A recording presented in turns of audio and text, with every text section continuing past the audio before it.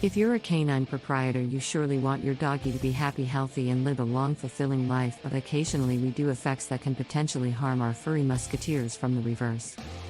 Going against their nature. Fraternize with other creatures and humans while you're down. Capability to state. Set in moving air carries a lot of intriguing smells. Damage is another concern.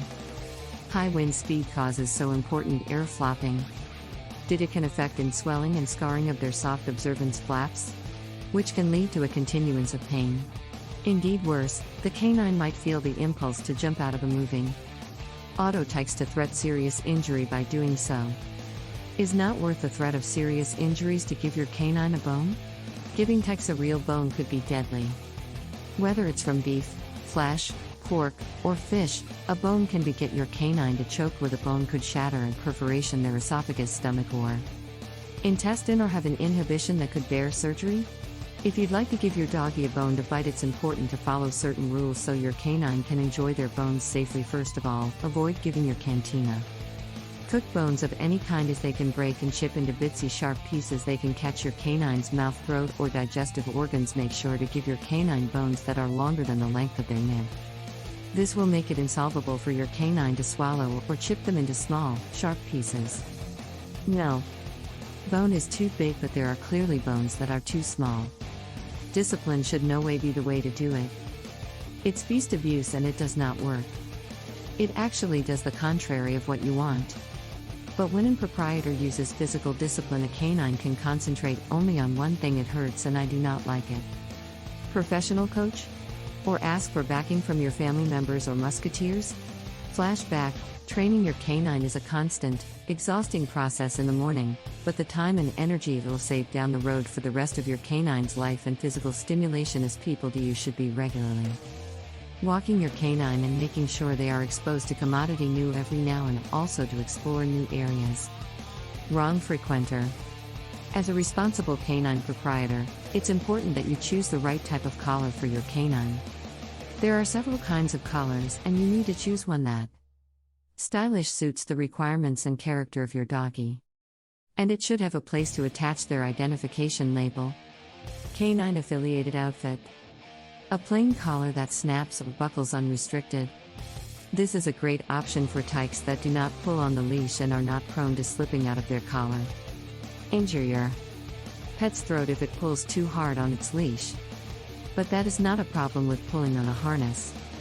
A frontal clip artist in particular, where the leash attaches to your canine's frontal, deflect your canine back towards you if they start to strain or pull. Want to use these types of collars if you have a youthful puppy dog. Since they are designed for behavioral training, how important it's to fraternize your canine. It helps produce a better zest canine, who's further pleasurable to be around. It's also much better for their health and well-being. Tykes who are not duly mingled? We will have a fear of new or unusual circumstances.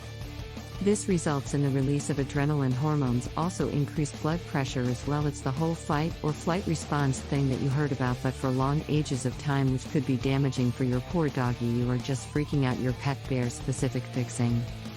Paratroops and others have tendencies to certain health issues. I need redundant care if kept in tropical climates.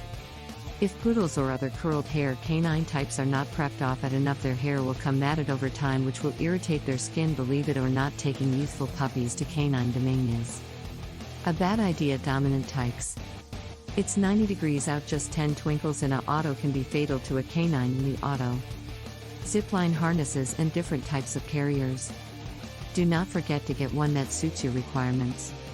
And also master their paws and ingest those poisons. Always check the marker. Any product that contains bleach or ammonia is dangerous to creatures. Tykes' abecedarian conduit is veritably different from yours, just as their nutritive conditions are different. At most times, the food you eat are too adipose, too racy, or too salty for your canine. Make sure to avoid feeding them mortal food. Indeed, little crumbles. Humans, tykes need regular dental care. Their teeth are home to hundreds of bacteria and need to be brushed just like yours do. Make sure to start doing it as soon as you get your canine so that they get used to having their teeth brushed. For utmost tykes, Formally brushing becomes a part of their diurnal routine. They will begin to enjoy and anticipate it. Brushing 3 times a week is the minimal recommendation to help remove factory and help hustler accumulation on that milk flashback that you need to have your doggy's teeth professionally. Get it every 6 months when minding for a canine. Some people believe they can take a break from it during cold layoffs, but make sure to bandy it with your vest. A mild patient cough